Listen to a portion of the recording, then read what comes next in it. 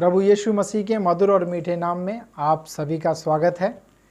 Happy सैबत की ढेर सारी शुभकामनाएं आप सभी को, सभी दर्शकों को जो हमें यूट्यूब के द्वारा सुन रहे हैं।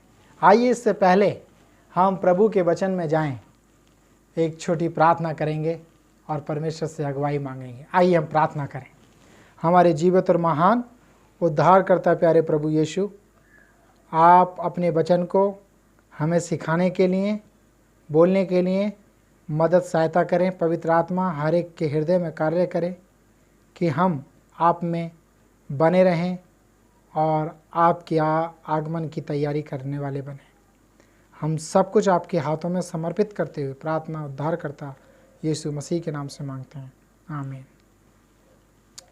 आइए हम वचन की ओर बढ़ेंगे। बताया जाता है 1971 में दिसंबर के महीने में एक 17 साल की जूलिया अपनी मां के साथ प्लेन में यात्रा कर रही थी।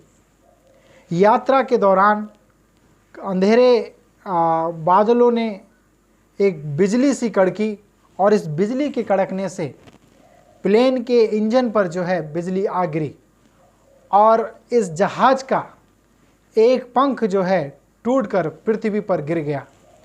जब जूलिया उस 10,000 फीट की गहराई से अपने आप को नीचे गिरते हुए महसूस करती है तो उसे पता लगता है कि वो सीट्स से बंधी हुई है और जंगलों में जाकर पेड़ों के सहारे वो ज़मीन पर गिर जाती है। अचंभे की बात यह है कि जूलिया अपने आप को जीवित पाती है। इतनी ऊंचाई से गिरने के बाद भी वो मरी नहीं और उसके गर्दन की जो है हड्डी टूट जाती है। जंगलों में कोई व्यक्ति या मनुष्य को ना पाकर वो कुछ दिन तक खिचड़ती हुई चलती हुई लोगों के बस्ती पहुंचती है और जब वहाँ लोगों को अपनी कहानी बताती है तो लोग उसके पिता से उसे फिर से जो है मिलाते हैं और ये बहुत खुशी का अवसर होता है कि जो इतने ऊंचाई से गिरने के बाद भी ये लड़की अभी तक जिंदा थी, जीवित थी। बाइबल हमें गिरने के विषय में बहुत कुछ बताती है। गिरना हमारे जीवन का एक हिस्सा है। कभी कभी हम सीखते हुए गिर जाते हैं और कभी कभी हम घमंड के कारण भी गिर जाते हैं। आज हम बात करेंगे एक ऐसे व्यक्ति की जो गिर गया और मरा हुआ पाया गया। अगर आप मेरे साथ धर्मशास्त्र बाइबल को अगर खोलते हैं तो आपको कृत्यों के काम और उसका 20 अध्याय और उसकी 9वीं आयत में ये देखने को मिलेगा। पौलुस यहाँ एशिया के प्रांत में प्रचार कर काफ़ी समय से यहाँ रुका हुआ था और वो लोगों को सुसमाचार प्रचार कर रहा था। और हम सुने हैं और हमने जाना है कि पौलुस ने अपने समय में सबसे ज़्यादा कलीसियाओं को उत्साहित किया चिट्ठियों के द्वारा और वहाँ जाकर सैबत की आराधना कर लोगों को एक साथ इकट्ठा करने और उन्हें मोटिवेट करने का उसका एक जो है जर्नी रही है। और यहाँ एक व्यक्ति है जिसका नाम है यूतुकुस और देर रात को पौलुस जो है प्रचार कर रहा है। 9वीं आयत में आप पढ़ेंगे प्रेरितों के काम उसकी 20 और उसकी 9 आयत। और यूतुकुस नामक एक जवान खिड़की पर बैठा हुआ गहरी नींद में झुक रहा था। जब पौलुस देर तक बात करता रहा या प्रचार करता रहा, देर रात तक जो है प्रचार कर रहा था और उसे नींद के झोंके आए और तीसरी मंजिल से ये व्यक्ति नीचे गिर गया। तीसरी मंजिल से ये नीचे गिरा और मरा हुआ पाया गया। जब ये व्यक्ति गिरा तो एक हड़कंप सी मच गई। प्रचार का काम चल रहा था, संदेश पौलुस के द्वारा लोगों को सुनाया जा रहा था और अचानक से ये खबर देखने को आ जाती है कि एक जवान जो खिड़की पर बैठा हुआ था। पुराने समय में उस समय LED बल्ब या लाइट या कुछ इस तरीके की मरकरी नहीं हुआ करती थी रोशनी के लिए, तो लोगों के पास सिर्फ दिए जो होते थे उसे जलाकर कमरे को रोशनी से भरा जाता था। क्योंकि यहाँ सुसमाचार का काम प्रचार चल रहा था, पौलुस यहाँ प्रचार कर रहा था, काफ़ी मात्रा में लोग इस हॉल में, इस घर के अंदर थे और काफ़ी दिए जो है जलाए गए थे। अगर आप उसे नीचे पढ़ेंगे तो 10वीं आयत में लिखा है, परंतु पौलुस उतरकर उसे लिपट गया और गले लग कर रोया और घबराओ नहीं, क्योंकि उसके प्राण उसी में हैं। और ये दृश्य पौलुस के जीवन में तब घटा जब वो प्रचार कर रहा था, क्योंकि काफ़ी इस व्यक्ति को ऐसा महसूस हुआ कि बहुत से दिए जलने के कारण धुआं होगा, लोग सही से सांस न ले पाएंगे क्योंकि भीड़ ज़्यादा है। तो इस जवान ने एक ऐसी जगह खोजी, उस अटारी पे ऐसी जगह खोजी जो 8वीं आयत में आप देख सकते हैं।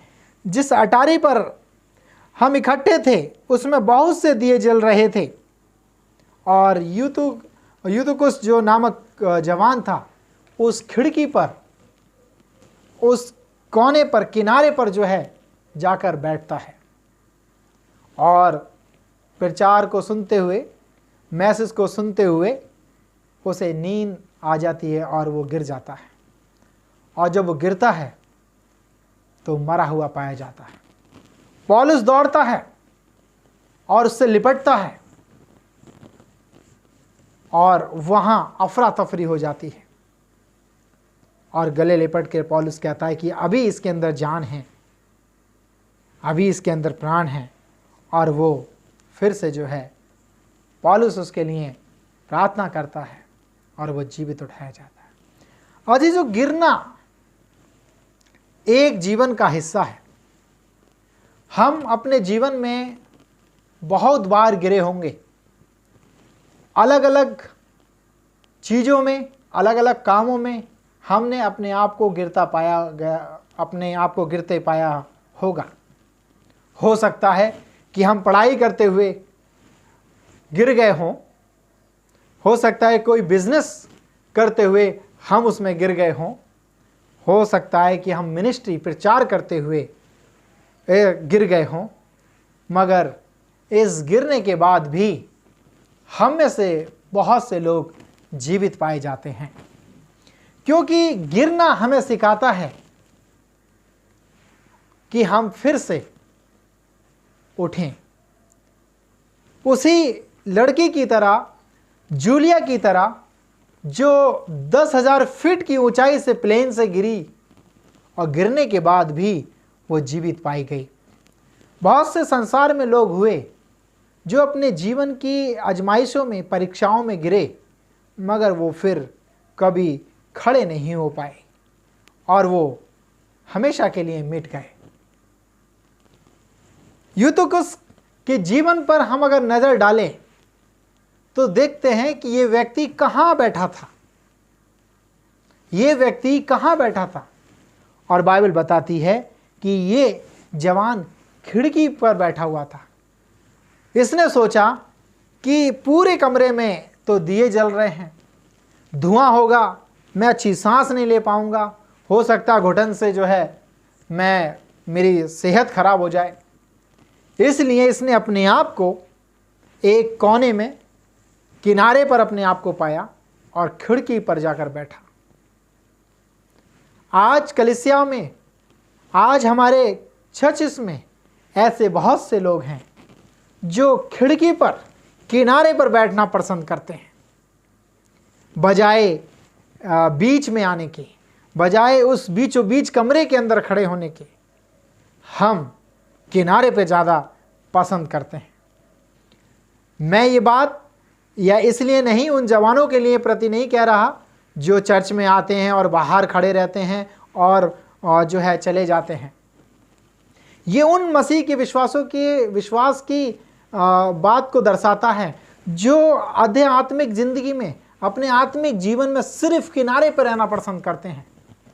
वो कलीसिया के शिक्षा के साथ, रहन सहन के साथ, पहनावे के साथ और उस आत्मिक जीवन के साथ बीच में नहीं आना चाहते, कमरे के बीचों बीच नहीं रहना चाहते, उस मसीह के विश्वास के संपूर्ण विश्वास में बने नहीं रहना चाहते, बल्कि वो किनारे पर रहना चाहते हैं। और ये किनारे पर रहना कभी कभी हमें मृत्यु का कारण बना देता है। किनारे पर रहना कभी कभी हमें यूतुकुस की तरह जो है मौत के घाट उतार देता है। इसलिए एक विश्वासी जब गिरता है तो परमेश्वर उसे उठाने के लिए तैयार हैं।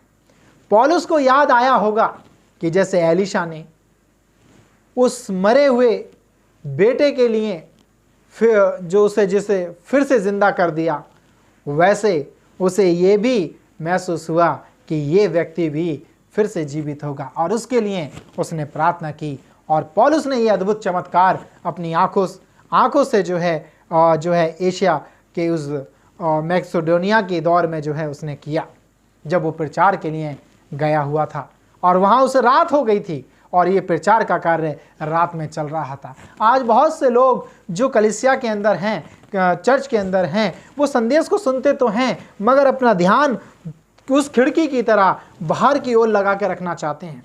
वो देखना चाहते हैं कि बाहर भी क्या चल रहा है। वो ये भी महसूस करना चाहते हैं कि बाहर का आनंद भी हम कुछ ले सकते हैं। और यूतुकुस की तरह वो व्यक्ति, बहुत से लोग जवान कलीसिया से गिर जाते हैं। जैसे हमने अभी बताया, गिरना हमारे जीवन का एक हिस्सा है और परमेश्वर अपने वचन में हमें कई बार इन चीज़ों को देखने में, समझाने में मदद करते हैं कि गिरता कौन है। गिरते वो व्यक्ति हैं जो अपने बारे में ज़्यादा सोचते हैं। दूसरा कारण बताया जाता है कि गिरते वो लोग भी हैं जो घमंड से जो है भरे होते हैं। जब नीति वचन उसकी 16 और 18 को पढ़ते हैं तो वहाँ लिखा है, विनाश से पहले घमंड हमारे मन में जो है आता है, और जब विनाश आता है तो वो हमें नीचे गिरा देता है, मसीह से दूर कर देता है। गिरना मसीह से दूर, उस मसीह की दूरी को जो है दर्शा देता है। हम अपने अपराधों को लेकर, हम अपने गलतियों को लेकर, हम अपने छोटे से विश्वास को लेकर कभी कभी गिर जाते हैं।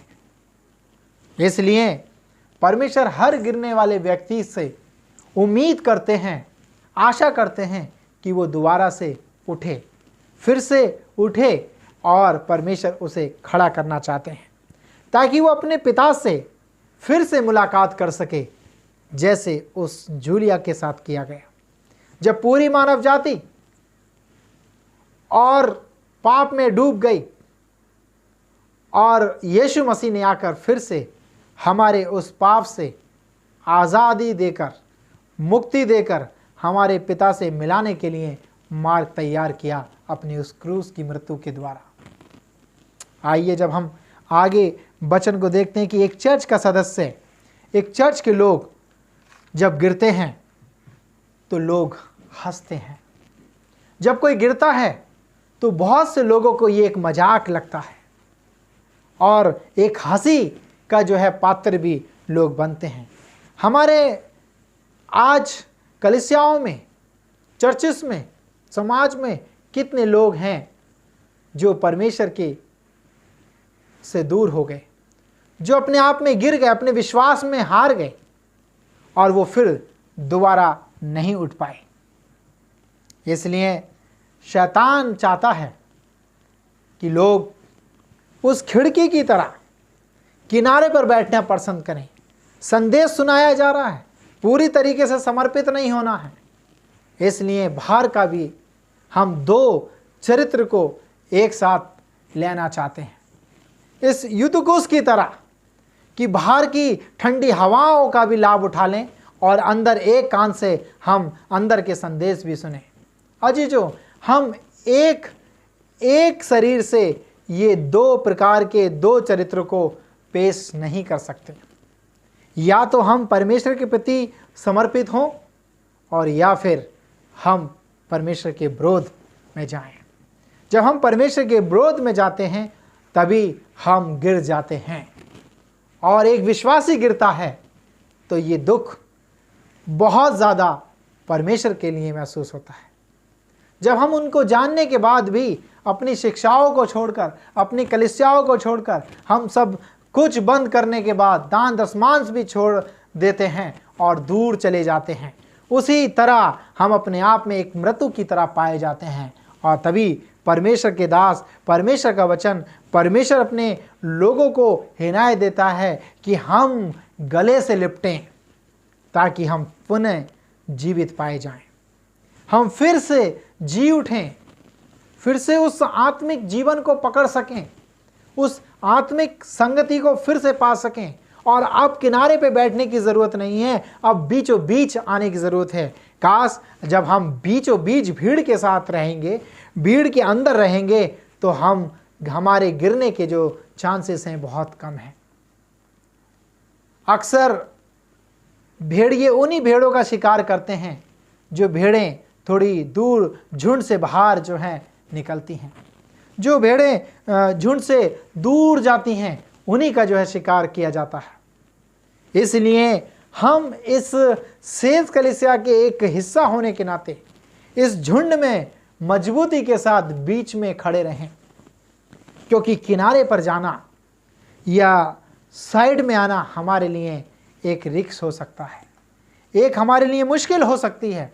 शैतान हर एक को वो झुंड से नहीं बल्कि किनारे पर जो घूम रहे हैं, जो कलीसिया में बपतिस्मा तो लिए, ज्ञान तो प्राप्त किया है, मगर उनकी जड़ें अभी भी परमेश्वर के साथ पूरी तरीके से समर्पित नहीं है, इसलिए वो दो तरफ देखना चाहते हैं और बाहर खिड़की का आनंद लेना चाहते हैं, बाहर की दुनिया का भी जो है मज़ा लेना चाहते हैं, और एक तरफ वो परमेश्वर के अच्छे संदेशों को भी सुनना चाहते हैं। तब जब हम अपने जीवन में करते हैं तो हमें ऐसी आजमाइशें एक नींद के झोंके की तरह आती है जो हमें पूरी तरीके से गिरा सकती है, जैसे आपने प्रेरितों के काम 20:9 में देखा इस यूतुकुस व्यक्ति के जैसे इसके साथ हुआ। एक जवान कलीसिया में संदेश सुनने के लिए आया है, लोग कलीसिया में प्रचार के कार्य सुनने के लिए आए हैं, मगर मन और विचार कहीं और दूसरी चीज़ में शामिल हैं। ये हमारे लिए बहुत ही नुकसानदायक हो सकता है और ये हमें नीचे गिरा सकता है। और आगे बाइबल हमें बताती है, जब हम आगे पढ़ते हैं इशाया की पुस्तक और 14 और 13, जब इशाया हम उसकी 14 और 13 देखते हैं तो यहाँ बताया जाता है कि कैसे लूसीफर जो है परमेश्वर के साथ बगावत करता है। और 13वीं आयत में लिखा है, तू मन में कहता था मैं स्वर्ग पर चढ़ूंगा और अपना सिंहासन को ईश्वर के तारागण से भी अधिक ऊंचा करूंगा और उत्तर दिशा की छोर पर सभा के पर्वत पर विराजूंगा और मैं मेघाओं से भी ऊंचे स्थान के ऊपर चढ़ूंगा, मैं परम प्रधान के तुल्य हो जाऊंगा। गिरने का एक कारण हम जब अपने बारे में ज़्यादा सोचते हैं कि मैं क्या हूँ और मैं क्या कर सकता हूँ, मेरे से बेहतर और कोई नहीं है और मैं ये सब कुछ कर सकता हूँ। और यही विचार लूसीफर के मन में उत्पन्न हुए। जब उसके मन में ये विचार उत्पन्न हुए जिसका इशाया आपने अभी 14 और 13-14 को पढ़ा और सुना, कि जिसने खुद अपने मन में ये विचार प्रकट किए कि मैं मेघाओं से भी ऊंचा, तारागण से भी ऊंचा जो है एक स्थान बनाऊंगा, सिंहासन लगाऊंगा, मेघाओं से भी ऊंचा। घमंड। और नीति वचन हमें जैसे हमने पढ़ा 16 की 18 में कि विनाश से पहले, गिरने से पहले घमंड हमारे अंदर उत्पन्न होता है। बाइबल में जो मनुष्य गिरे, कहीं ना कहीं वो शैतान के इस विचार के शिकार हुए हैं, इस विचार के जो है शिकार हुए हैं, क्योंकि उन्होंने अपने ऊपर ज़्यादा सोचा कि वो बहुत कुछ कर सकते हैं। और ये विचारधारा हमें सिर्फ और सिर्फ लूसीफर से आती है, और इसके विषय में आगे बाइबल हमें बताती है। अगर हम आगे देखते हैं, पहला कुरिन्थियों 10 और उसकी 12 में लिखा है, इसलिए जो समझता है मैं स्थिर हूं वह चौकस रहे कि कहीं गिर ना पड़े। क्या लिखता है पौलुस?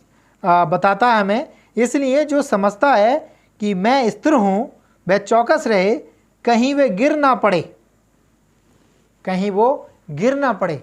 बाइबल हमें साफ शब्दों में ये बताती है कि गिरना हमारे खुद के अपने एक जीवन के अनुभव का हिस्सा है। हम कई बार अपने आप को कई चीज़ों में गिरा हुआ पाते हैं, मगर परमेश्वर का वचन हमें फिर से उठने की सलाह देता है। बहुत सी चिड़ियां हैं जो जन्म देने के बाद कुछ ही दिन के अंदर उड़ना सीखती हैं, मगर जब हम उकाव की बात करें, उकाव माएँ जो होती हैं, क्योंकि उनके घोंसले ऊंचाई पर होते हैं, पहाड़ियों पर होते हैं, और ऐसा बताया जाता है कि उड़ते हुए उकाव के बच्चे 5 में से 1 बच्चे मर भी जाते हैं, क्योंकि उनके घोंसले ऊंचाई पर होने के कारण जब वो उड़ना सीखते हैं तो उकाव माता उड़ते उड़ते अपने बच्चों के नीचे आकर उन्हें अपने पंखों के ऊपर ले लेती है, ताकि वो गिरकर मर ना जाएं। और इस तरह वो कई बार करते हैं जब तक वो उकाव उड़ना ना सीख लें, उकाव के बच्चे उड़ना ना सीख लें। और इसीलिए बाइबल में जो है परमेश्वर इज़राइल से कहते हैं कि मैं उकाव की नाई तुम्हें संभाले रहूँगा। और उकाव के जो बच्चे हैं वो तुरंत जो है उड़ना नहीं सीखते, उन्हें समय लगता है, और उड़ते उड़ते वो कई बार गिरते हैं और उनकी माएँ उन्हें पंखों पर उठाती हैं। वैसे ही हमारे मसीह जीवन में ये एक क्रिया है। जब हम सीखते हैं, परमेश्वर के बारे में जानते हैं, सीखते हुए कभी कभी हम गिर जाते हैं, और गिरकर हमें उठने की आवश्यकता होती है। और परमेश्वर हमें उठाना चाहते हैं, परमेश्वर हमें बढ़ाना चाहते हैं और मजबूती देना चाहते हैं। इन उकाव माओ की तरह गिरने के बाद हमारे पास फिर भी एक उम्मीद है, एक भरोसा है, क्योंकि परमेश्वर किसी को भी ऐसा नहीं छोड़ते। जब हम आगे नीति वचन में देखते हैं तो नीति वचन 24 अध्याय और उसकी 16वीं आयत हमें बताती है, क्योंकि धर्मी 7 बार भी गिरेगा तब भी परमेश्वर उसे उठा कर खड़ा करेंगे। धर्मी 7 बार भी गिरेगा तब भी परमेश्वर उसे उठाकर खड़ा करेंगे। और एक और वचन जो परमेश्वर हमें बताते हैं भजन संहिता की पुस्तक में और उसकी 37वीं आयत में, भजन संहिता 37वीं आयत में, और यहाँ लिखा है 23 और उसकी 24, मनुष्य की गति यहोवा की ओर से दृढ़ होती है। मनुष्य की गति यहोवा की ओर से दृढ़ होती है और उसके चाल चलन से वह प्रसन्न रहता है। और 24वीं आयत कहती है, चाहे वे गिरे तो भी पड़ा ना रह जाएगा, क्योंकि यहोवा उसका हाथ थामे रहता है। चाहे वे गिरे तो भी पड़ा ना रहेगा, गिरा नहीं रहेगा, क्योंकि यहोवा उसका हाथ थामे रहता है। धर्मी 7 बार भी गिरे तभी परमेश्वर उसे उठाकर खड़ा कर सकते हैं। अजीजों, आज मैं और आप अपने जीवन में देखें कि हम अपने जीवन में कब और कहाँ गिरे हैं।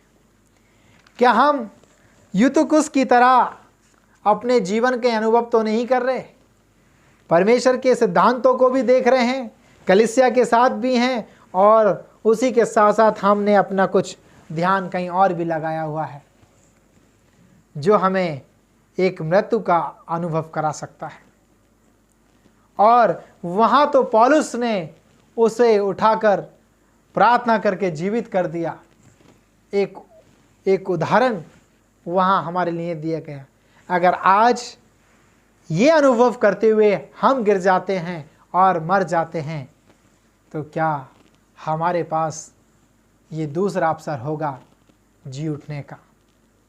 बाइबल साफ शब्दों में ये कहती है, कभी हम अपने घमंड के कारण और अपने ऊपर ज़्यादा सोचकर हम गिर जाते हैं, और दुख तब होता है जब कोई विश्वासी गिरता है। परमेश्वर हर एक गिरे हुए को उठाना चाहते हैं और स्वर्ग पिता से मिलाना चाहते हैं, क्योंकि बाइबल हमें मिलाने के लिए जानी जाती है। जब मानव जाति टूट गई, बिखर गई, तो प्रभु यीशु मसीह खुद मनुष्य बनकर हमें मिलाने के लिए, पिता से जोड़ने के लिए वो पुल बनकर, वो ब्रिज बनकर हमारे लिए जो है इस संसार में आ गए। आज आप और मैं, जितने भी लोग संसार में परमेश्वर की उपासना कर रहे हैं और उसकी आज्ञा के अनुसार पालन कर रहे हैं, परमेश्वर उन सब को उठाना चाहते हैं। जब बच्चे बड़े होते हैं, जब वो बढ़ते हैं और जब वो चलना सीखते हैं, तो चलते समय वो कई बार गिर जाते हैं।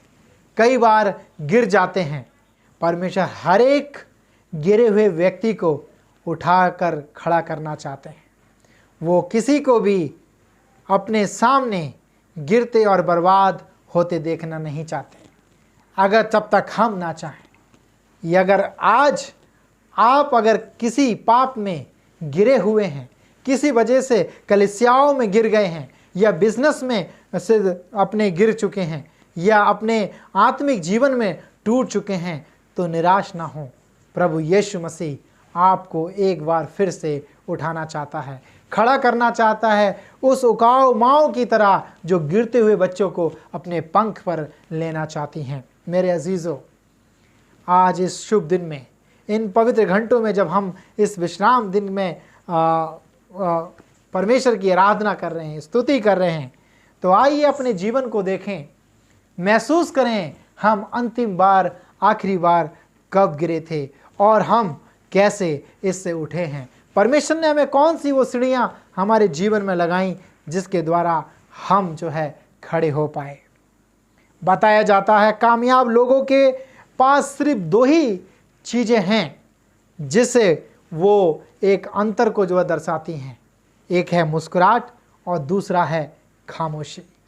मुस्कुराहट और खामोशी जो लोगों को एक तरक्की की ओर लेके जाती हैं, क्योंकि जो मुस्कुराहट है वो बहुत सी समस्याओं को सुलझा सकती है, और जो खामोशी है वो बहुत सी समस्याओं से दूरी जो है बना सकती है। हमारा जीवन भी एक ऐसा जीवन होना चाहिए, हमारे पास दो ऑप्शन हैं कि हम परमेश्वर में उठकर खड़े हों या फिर गिरे रहें। हमें अपने क्रिएटर को नहीं बदलना है, अपने रास्तों को बदलना है। हमारी जो अंतिम यात्रा है वो स्वर्ग के लिए है। हम अपनी यात्रा को ना बदलें, अपने विचारों को बदलें। हमारी यात्रा और हमारा जो क्रिएटर है, हमारे जो निर्माता हैं, वो यीशु मसीह हैं, जिनके पास हमें लौटना है। आइए, अगर आज हम अपने आप को गिरे हुए पाते हैं, अगर हम भी अपने जीवन में युतकुस की तरह अपने जीवन को महसूस कर रहे हैं और अपने आप को किनारे पर पाते हैं, तो ये किनारा हमारे जीवन के लिए, हमारे जीवन को नुकसान पहुंचा सकता है। आइए हम मजबूत बने, खड़े रहें, ताकि हम कलीसिया के साथ और बीचों बीच परमेश्वर के विश्वास में दृढ़ता के साथ, ईमानदारी के साथ, पूरी सफलता के साथ उसमें खड़े रहें, ताकि जब वो प्रभु आएँ तो हम उस मजबूती के साथ कह सकें कि परमेश्वर, मैं हूँ जिसे आपने थामा है, और यीशु मसीह सदैव आपका और मेरा हाथ थामने के तैयार हैं। हम कितनी बार भी गिरें तब भी वो हमें उठाकर खड़ा करेंगे। अगर ये आपका विश्वास है तो आइए हम इसी विश्वास के साथ प्रभु यीशु मसीह के नाम में प्रार्थना करेंगे। जीवित और महान उद्धारकर्ता प्यारे प्रभु यीशु मसीह, हम गिर गए थे इस पाप के दलदल में, आपने हमें उठाया, आपने हमें पुनः जीवित किया ताकि स्वर्गीय पिता से हमारा मिलन हो सके। आपने पूरी मानव जाति को उठाया है और नैतिक जीवन में दिन प्रतिदिन हम अपनी आजमाइशों में, परीक्षाओं में गिर जाते हैं। खुदावन, आप हमेशा तैयार हैं अपने लोगों को उठाने के लिए। अगर आज हमारे कोई अजीज भाई या बहन अपनी गलतियों के कारण, घमंड के कारण या किसी कमी के कारण गिर गए हैं तो आप उन्हें उठाएं ताकि वो आप में फिर से आत्मिकता में जीवित हो सके और आपके अब्दी मकानों के लिए तैयार हो सके। हमारी प्रार्थना को सुने कबूल करें, प्रभु यीशु के नाम से मांगते हैं, आमीन।